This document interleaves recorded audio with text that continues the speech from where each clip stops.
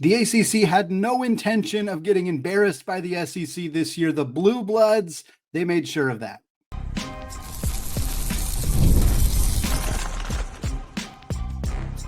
You are Locked On College Basketball, part of the Locked On Podcast Network.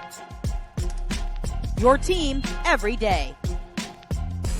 What is going on, y'all? Happy Wednesday and welcome into the Locked On College Basketball Podcast, a daily national college hoop show, part of the Locked On Podcast Network, your team every day. I am your host, Andy Patton, and you are joining us at the place to get your college basketball content every single day, part of the Locked On Podcast Network, now the #1 sports podcasting network. I want to thank all of you who have made this show your first listen or your first watch of the day, and give a special shout out to those everyday listeners and those of you hanging out with us in the Locked On College Basketball Discord community. Today's episode is brought to you by FanDuel. Right now, new customers can bet just $5. And if your bet wins, you'll get $300 in bonus bets that you can use all across the app. So download the FanDuel app today. Well, folks, the ACC commandingly won day one of the ACC-SEC Challenge, 6-3 in the first 9 games. We're going to recap the games. We're going to focus primarily on Duke's win over Florida and North Carolina's win over Kentucky, but we got some other fun stuff as well. Syracuse pulling off an upset over 13th ranked Tennessee. Notre Dame, big time comeback over Mizzou. We'll get to all of that. We're also going to talk about the UConn Huskies going to Phog Allen and getting a win over a Darren Peterson-less Kansas club. They could have really used him in this one. Nice win for UConn. We'll talk about that, some other Big Ten results, and we'll get you ready for Wednesday's slate. 7 more games in this ACC-SEC Challenge, including a big one between Louisville and Arkansas. But we're going to start with the earlier of the games between Blue Bloods, or with Blue Bloods playing, I suppose, with apologies to Florida, who I guess is not a Blue Blood at this point. They nearly stunned Duke, though. An incredible game here. Duke ends up winning 67-66. Folks, if you only tuned into the final few minutes of this game, or if you just saw the box score and weren't able to watch this one, this was an agonizing loss for Florida because they were down as many as 15. And Duke pretty much never loses when they are up 15, particularly when they are playing in front of the Cameron Crazies. And yet Florida chipped away and chipped away and chipped away and battled on the glass and forced Cam Boozer into missing a lot of shots. And ultimately they climbed all the way back into this game when Boogie Fland hit a go-ahead three-pointer with 31 seconds to go. They had not led this game, Florida, since it was 13-12. And then all of a sudden they have a lead with 30 seconds to go. But then Isaiah Evans, who was 0 of 7 from 3 on the night, drills a three-pointer off of a missed defensive assignment by Florida, gives Duke the lead. They end up recovering, winning this basketball game. An incredible affair between the recent national champions and, of course, this iconic Duke program. What a game. Cam Boozer, 29-6 on the night. He was 10 of 21, so like one of his least efficient games, which really just says more about how great he has been up to this point in his career. Really nice night from him as well. Florida, meanwhile, they dropped to 5-3 on the year, and they got UConn next. They got a hot UConn team on the 9th of December. It's tough sledding ahead for Todd Golden and the Gators. Xavier Lee, who we talked about him having a big night a few days ago, woof, he was struggled in this one. 1 of 10 from the field with just 4 points. The Gators, meanwhile, just 4 assists total in this game against Duke compared to 13 turnovers for Duke. 9-0 on the year. They got wins over Texas, wins over Kansas and Arkansas, now a win over Florida. They got Michigan State on Saturday. If they win that game, we're going to have the conversation. Duke might very much be the #1 team in the country. With apologies to Michigan, Purdue, other teams in that mix, it's going to be hard to deny Duke, especially if they win that game against the Spartans. Next up, we got North Carolina going to Rupp Arena in Kentucky and picking up a W. First time UNC's won at Kentucky since 2007. They win this one. Very similar score, 67-64 the final. Still no Jaden Quainton, still no Jalen Lowe for Kentucky, still no Seth Trimble for North Carolina, so neither of these teams were at full strength. But this was a absolutely bonkers game of basketball. Again, if you missed this one, tons of lead changes. And what was really insane about it was that Kentucky went on a 10-minute stretch in the second half without a field goal. They scored a field goal at 13 minutes and 8 seconds to go in the game. They did not score another field goal until Otega-Owe hit a lay-in at 2:37. Over 10 minutes, nearly 11 minutes without a field goal, and yet Kentucky kept the lead most of that time. I think it was a run out. Caleb Wilson passed out to Zayden High, who dunked it, and that tied the game at like the 4-minute mark or like the 3.5-minute mark. Up to that point, Kentucky had gone like 7 minutes without a field goal and still was leading this basketball game. Ugly, ugly shots from both sides. Good defensive effort all across the board, but North Carolina ultimately gets the W here. Kentucky 1 of 13 from 3, just 8 total assists for the Wildcats. They continue to have issues with ball security, ball movement. Just doesn't look like a team that has gelled all that much. Obviously, not having their starting point guard and starting center is clearly a factor for this team, but it was another rough performance from the Cats and Coach Pope's team.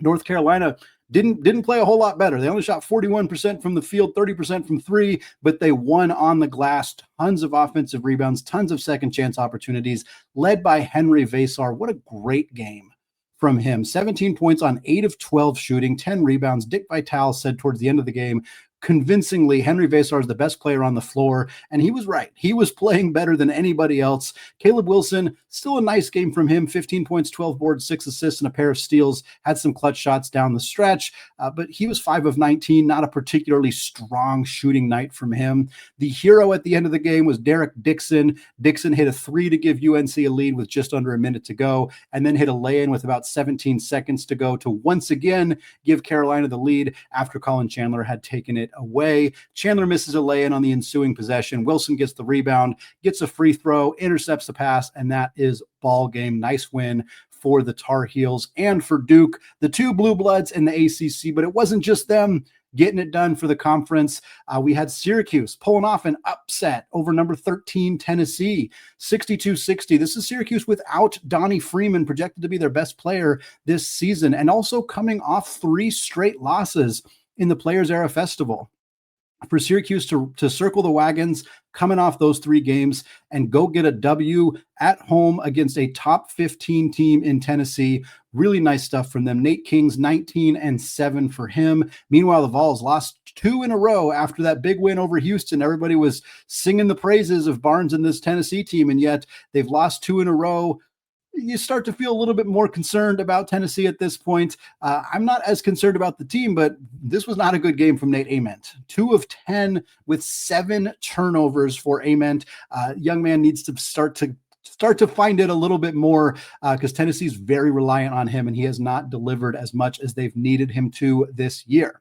Couple other results to get to here. I will go a little bit more rapid fire through these ones. Virginia Tech overtime victory over South Carolina. Neo Abdalas, 13 points, 8 boards, 8 assists, and just 1 turnover for the Hokies. Amani Hansberry, great game for him as well, 22 and 14. We had a lot of optimism about Wake Forest this year and the way they've played. Oklahoma quickly dismantled them in this one, had a big lead, took a big lead in the second half, ended up coasting to an easy victory, 86-68, the final score. Out-rebounded the Demon Deacons by 18. Looks like that fun run from Wake Forest might be over. We'll see if Porter Moser's team can keep that momentum going. Texas A&M picked up an 8-point win over Pitt at Pitt. 81-73, Rashawn Agee, 21 points, 13 boards, 4 assists, and 4 steals for the Aggies. Also, Miami. This is one of the ones that I called as a potential upset on Tuesday's show, that Miami would go to Ole Miss and get a W, and they did it quite convincingly. It ended up only being a 9-point win, but they were up big at halftime. Just cruise control for Miami over a struggling Chris Beard-led Ole Miss team. Shout out Shelton Henderson, a freshman that's not getting a ton of love nationally, but he had 18 points, 9 boards, and 5 assists for the Canes. He was a Duke commit before switching to Miami following Jay Lucas leaving the Blue Devils. He has been fantastic. Miami also shot 44% from 3. Meanwhile, Ole Miss now lost 3 in a row to Iowa, Utah, and Miami. They got St. John's on Saturday. Going to be tough to avoid a 4-game losing streak for the Rebels. Georgia demolished Florida State. 107-73 was the final score. My goodness, Florida State giving up 107 on their home floor. That is not good for Coach Luke Laux. Georgia out-rebounded Florida State by 20 in this one, 47-27. They're now 7-1 on the year. Nice stuff in the early going for Mike White's team. And then Mizzou at Notre Dame. This was another really fun game. Notre Dame wins this one 76-71. It was tied at 69-69. With 16 seconds left. Cole Serta coming off the bench had 14 for Notre Dame, including hitting a clutch three, giving them a 3-point lead. Jacob Cruz comes down, immediately launches a three for Mizzou, misses it. Notre Dame gets the rebound. Burton goes to the line, knocks down a few. That is ball game. Marcus Burton, by the way, first career double-double for him, 17 points and 10 assists. Nice to see both Notre Dame and Syracuse responding well after not doing so well in the Players Era Festival. Both of them come out and play well here in this ACC-SEC challenge.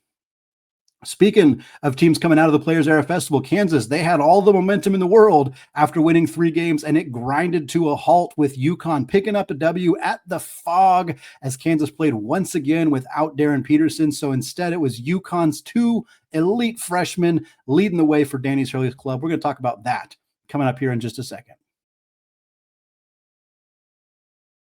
But first, folks, NFL Sundays, they move fast. One big play, and suddenly everything feels different. And that's what makes live betting with FanDuel so exciting. You're not just watching the game, you're reacting to it in real time. With FanDuel, you can place bets as the action unfolds. Every drive, every momentum swing, every highlight moment. And live betting is best when the game starts to shift. Maybe a receiver gets hot, a defense tightens up, or the momentum flips after a turnover. And FanDuel lets you jump right into the moment. You can bet live spreads and money lines as they adjust instantly. Player props update as guys heat up, and you can bet next touchdown scores, drive results, totals, and more. It keeps you locked into every snap, every drive, and every possibility. We'll talk more about the FanDuel lines for the rest of the ACC-SEC challenge, but Louisville, 3.5-point favorites over Arkansas, and that is in Fayetteville. We'll talk more about that again in a second, but if you want to be right in the middle of the action this season, visit FanDuel.com and place your NFL live bets all season long. FanDuel, the game moves fast, and so can you. All right, folks, segment 2, still Andy Patton, still Locked On College Basketball, still part of the Locked On Podcast Network, now the #1 sports podcasting network.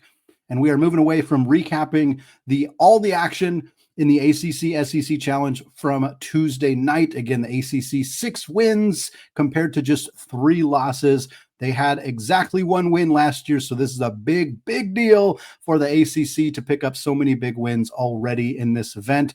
And we're going to preview the rest of those matchups in the final segment of the show. But right now, we got to talk about, as we said on Tuesday's show, there's a lot of great games in the ACC and the SEC. But the best game of the day on Tuesday may be between the Big 12 and the Big East, between UConn and Kansas. I don't know if it was the best game, but it certainly delivered what we needed it to. Number 5 ranked Huskies go on the road at Phog Allen, pick up a 61-56 win over Kansas. No Darren Peterson for the Jayhawks.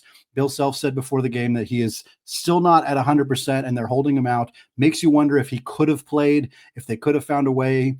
I mean, we didn't get to see him in Players Era. Now we don't get to see him here. It's challenging to not get a chance to see this young man compete at the highest level against the best teams. Not that Kansas isn't going to have plenty of opportunities in the Big 12, but it didn't impact Kansas in the Players Era. They circled the wagons. They got their 3 Ws, but they could have really used him here. And to UConn's credit, they were also playing this game without their starting center, Terrace Reed. Very different players, but still both teams were missing an incredibly key component of their roster. And while Kansas's guards didn't step up in the way they needed them to replace Peterson, UConn's big men, notably freshman Eric Ryba, absolutely did in the absence of Terrace Reed. Ryba played 31 minutes in this game. He had 12 points on 6 of 8 shooting. He also grabbed 8 rebounds and had a pair of blocks. Really important defensive play towards the very end of this game. Ryba was excellent. But he arguably wasn't even the best freshman on the floor in this game for UConn specifically. Braylon Mullins, welcome to the show. Glad to have you. You missed the first few weeks of the season, but you're here now, and you looked fantastic in this game against Kansas. 17 points 5 rebounds, 6 of 12 from the field, 3 of 9 from 3. The most important part of this game, though, there was 9 seconds left. UConn had a 3-point lead, and Braylon Mullins was at the line. You are in a hostile environment. The way that the broadcast displayed this was perfect. It was the backdrop. It was behind Mullins' camera shot. You could see the Kansas crowd just going crazy, doing everything they could to distract him. And the broadcast brought up, oh, these are the first free throws of Braylon Mullins' career. The first time he ever set foot at the free throw line was a 3-point game with 9 seconds left. You need to make one of them. You don't need to make both, but you need to sink at least one of them. Mullins, calm, cool, collected, looked like the 20-year vet out there, knocked them both down, helped lead UConn to the W. Fantastic stuff from Danny Hurley's team, with Mullins playing the way he's been playing. Malachi Smith had a good game, only scored 1 point, but an impactful game off the bench nonetheless. Without Terrace Reed, but Ryba playing the way he did, you got to feel really good about where UConn's at this point. They're 7-1 on the year. They got wins over BYU, Illinois, and Kansas. Their next game is East Texas A&M. That's a bye game for them. But after that, they got Florida and Texas. So we're going to know even more about how truly great this UConn team is a few weeks from now. Meanwhile, Kansas drops to 6-3. Granted, their losses. Not sure you could have a better collection of losses in college basketball than Kansas, who has lost to North Carolina, Duke, and UConn on the season. They got Missouri next on the 7th. Then they got NC State a week after that on the 13th. A couple of games that Kansas really should win, really needs to win. Hopefully we have DP back in the mix for them at that point. But yeah, it's been the momentum for Kansas after those 3 games in Vegas really halted with this game. Even though it's not a bad loss, would have been real nice to see them be able to compete with Peterson out there on the floor. Moving over to the Big Ten, like we said, we talked about the Big 12 versus the Big East, the ACC versus the SEC. The Big Ten wasn't battling anybody else. They're battling themselves. Conference play has already begun for the mighty and very, very big Big Ten conference. So we got some fun results to talk about in that league. We were curious if Iowa would be able to go pull off a potential upset or at least make things interesting against Tom Izzo and Michigan State. And the answer was no. Michigan State, 17th ranked team in the country, hosting Iowa, cruised to an easy one, 71-52 the final. And honestly, it didn't even really feel that close. Michigan State just looked excellent, very balanced scoring. I think they had like 5 or 6 guys between like 9 and 15 points in this one, just balanced across the board. Jeremiah Fears was great in this one, 14.6 assists, 10 of those 14 coming at the free throw line for him. Ugly officiating, a lot of fouls called, but the main issue for Iowa, Bennett Sturts is great. There's just not enough of a supporting cast there. Sturts didn't have his best game here, 14 points, 4 assists, didn't shoot it all that well, but nobody else for Iowa had more than 7. That Ben McCollum's team is going to be fine. They're going to do some decent things in the Big Ten, but they're not ready to hang with the big boys. This game really showed that, and there's some more roster construction things that are going to need to be done for Iowa to be truly in the mix here at the top of this league. I'm not saying they won't get there. They probably will, but I'm not sure that they're there yet, and this game really kind of made it clear why that is. Also, for what it is worth, dating back to last year, in his last 45 games, Tom Izzo and Michigan State, 38-7.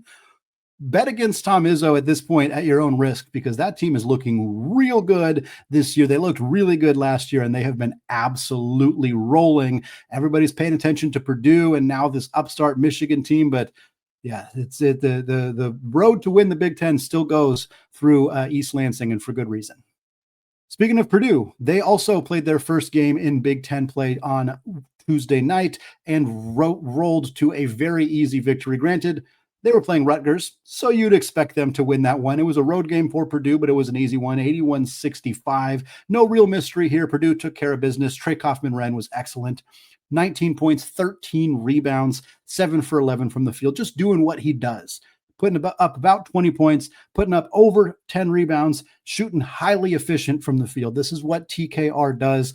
No issues against this Rutgers team. Braden Smith, 16 points, 8 assists, 3 boards, 4 of 8 from 3 as well. And then our last game in the Big Ten, still going on, actually just wrapped up as I'm recording right here. USC goes to Eugene, picks up an 82-77 victory over the Ducks. I was surprised that Oregon was favored in this one because they have played quite crappy this season. Eric Musselman's team getting themselves a nice W. Jacob Kofi, 17-4, one of my favorite players for this USC roster. Nice to see him playing well. USC getting off to a strong start in conference play. Oregon, who debuted in the net rankings at 192 in the net rankings. They're going to fall even further after this loss. A disaster season developing for Dana Altman and the Ducks. Running out of time to turn things around. We'll see if they're able to do so. All right, folks, day one of the ACC-SEC Challenge is in the books. ACC got themselves some W's there, but I don't think that they're going to win day two. We'll talk about that coming up here in just a second.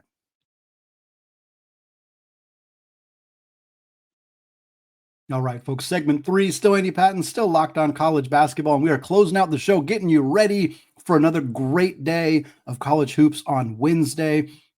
So much fun action on Tuesday, but it does not end after that. We got 7 more games in the ACC-SEC Challenge to talk about here. We also got some more Big Ten games, conference play continuing for that conference. We got one other standalone game we'll talk about briefly at the end. But we're going to start with these ACC-SEC games, and we're going to start with the ranked-on-ranked matchup. That's right, wasn't just the two between Duke and Florida and North Carolina and Kentucky. We also got Louisville, 6th-ranked Cardinals taking on Arkansas at Bud Walton Arena, 25th-ranked Hogs, John Calipari's team. This game at 7:15 Eastern Time on ESPN. FanDuel favoring Louisville by 3.5, even though they're going on the road. This should be a really fun one. Some electric guard play in this one. Even just the freshman guards alone between Darius Acuff, Malik Thomas, and of course, Mikal Brown for Louisville. And then you factor in Ryan Conwell and Adrian Woolley and DJ Wagner. It's going to be an incredible day of backcourt. I think whoever dominates on the glass and in the front court is going to ultimately win this basketball game. I do think it's going to be Louisville. I do think they are the better team, but hard to bet against a team like Arkansas at home. So that's going to be a fun game of basketball. Next up, Clemson Tigers going on the road to take on the 12th-ranked Crimson Tide of Alabama, also at 7:15. This one's on ESPNU. Bama, the home team, favored by 9.5. I think they should be. I think they might win this one by more than that. I'm not sold yet on Clemson. There's some talent. They are a veteran team. Brad Brownell is a good coach, but I don't know that they have the horses to go in to Alabama and Tuscaloosa and pick up a W here. I think Nate Oates' team might honestly run away with this one, but I wouldn't be stunned if they have an off shooting night, as we've seen from Alabama in the past, if Clemson can hang around. But I just think Bama's too tough for this one. Next up, we got LSU going on the road at Boston College, also 7:15 Eastern Time. This one on the ACC Network. FanDuel favoring LSU by 8.5. Yeah, LSU demolished DePaul earlier this year, like one of the biggest margins of victory by a power conference team over another power conference team. One of the only power conference teams about as bad as DePaul is Boston College.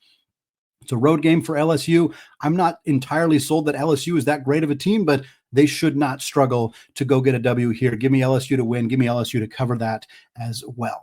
This is another really fun one coming up here. SMU, who's been sneaky good this year as new-ish members of the ACC, going on the road to number 17 Vanderbilt. 9:15. This one at 9:15 tip Eastern Time.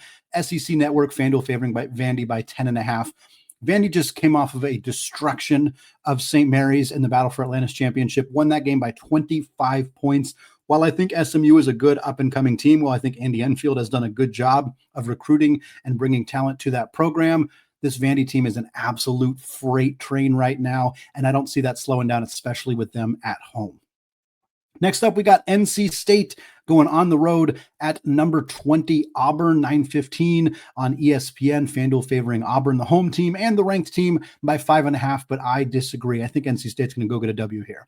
Both teams coming off some rocky performances. Obviously, Auburn got their bell rung badly by Michigan, but they also picked up some wins in the Players Era Festival. Meanwhile, NC State got beat by Seton Hall, became the first ranked team to lose to an unranked team this season.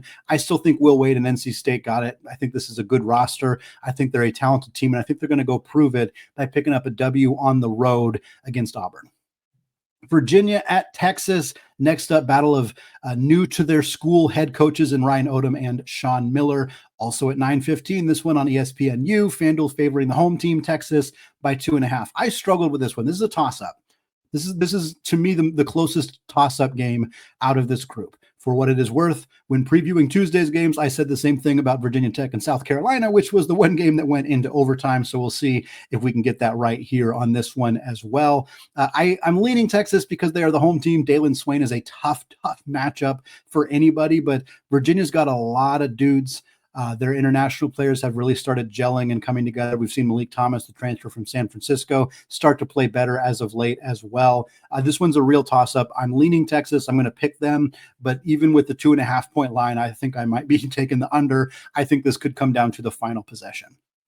And then last but not least, although maybe least, is Mississippi State at Georgia Tech. 9:15 on the ACC network, FanDuel favoring the road team, the Bulldogs of Mississippi State, by 2.5. But give me Georgia Tech. And this isn't even really that much about Georgia Tech. Mississippi State has not been good. They have not looked good this season. They've really struggled with teams they shouldn't really be struggling with. And I don't see them picking up a road win over a Georgia Tech team, even though I'm not very confident in Georgia Tech and what they have done this year under Coach Stoudemire. Still, give me Georgia Tech to pick up a W here, which would make it 4 wins for the SEC, 4 wins for the ACC. If I get this correct, my ACC wins would be Louisville, NC State, and Georgia Tech. And my SEC wins would be Bama, LSU, Vandy, and Texas. We will see how we do on Thursday's show. Couple Big Ten games to talk about here before we get you out and on with the rest of your day. Number 22, Indiana, going on the road to take on the Minnesota the Minnesota Golden Gophers. This game at 7 Eastern time on the Big Ten Network. FanDuel favoring the Hoosiers by 10.5.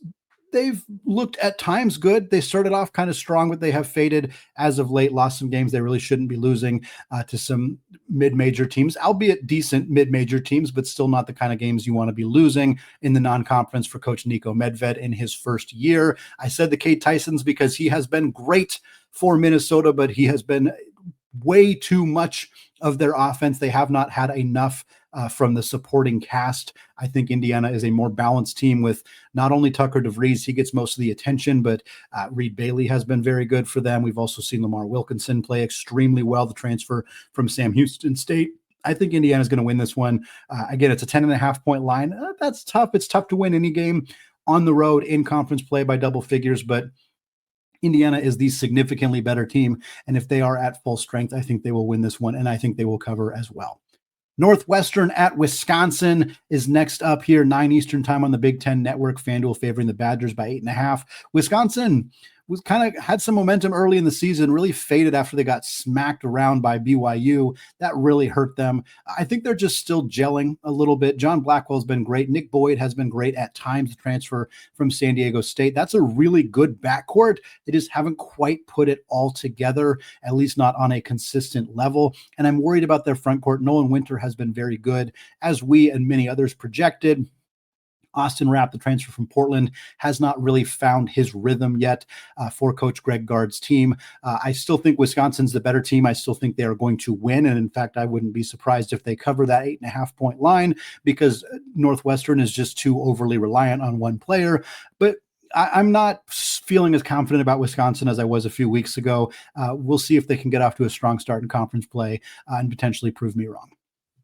Final game in the Big Ten going on Wednesday is UCLA going out to Seattle to take on the Washington Huskies. This will be one of 2 trips to Seattle for UCLA this month, as they're also heading out there on the 13th to take on Gonzaga at the Climate Pledge Arena.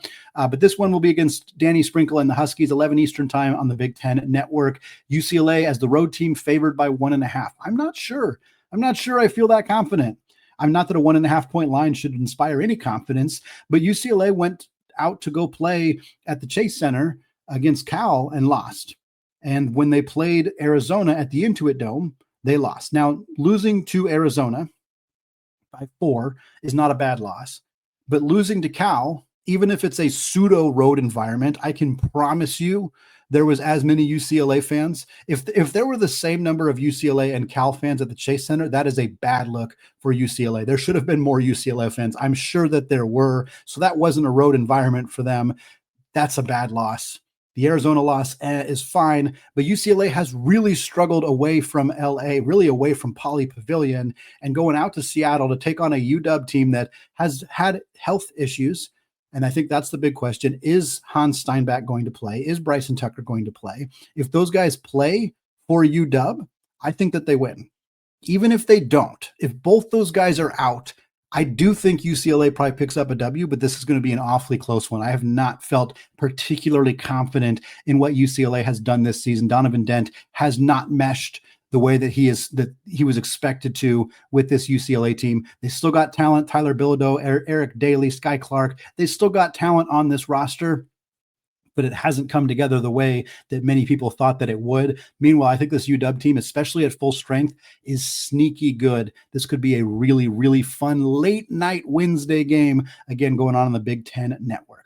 The last game that I'm just going to mention quickly here, Cal Baptist going out to Provo to take on number 9 BYU, 9 Eastern time on ESPN+. FanDuel's favoring BYU by 18.5, which does not surprise me. I mentioned this game because Cal Baptist, until they lost to Colorado, who I believe is still undefeated or very close to being undefeated on the year, Cal Baptist was also undefeated and then lost a very close game to a good Big 12 team in Colorado. I don't think they're going to beat BYU, but I am going to have this game on my radar. And I think that on a day where there's a lot of great basketball, you should have this game on your radar too. That's going to wrap it up for me today here on the Locked On College Basketball Podcast. Folks, thank you so much for making this show your first listen or your first watch of the day. Of course, again, a special shout out to those everydayers. We appreciate you. Isaac will be back with you all on Thursday's show, and then he and I will be back together on Friday, getting you ready for a great weekend of college hoops action. Thanks again, folks. Have a fantastic rest of your day. As always, we want to say apologies to the Lawyer family. Let's go Wild Popes. Tough one for them tonight. Cheers to the Mick Bruins, although he's probably not too happy with my projections for this game. And until next time, peace out.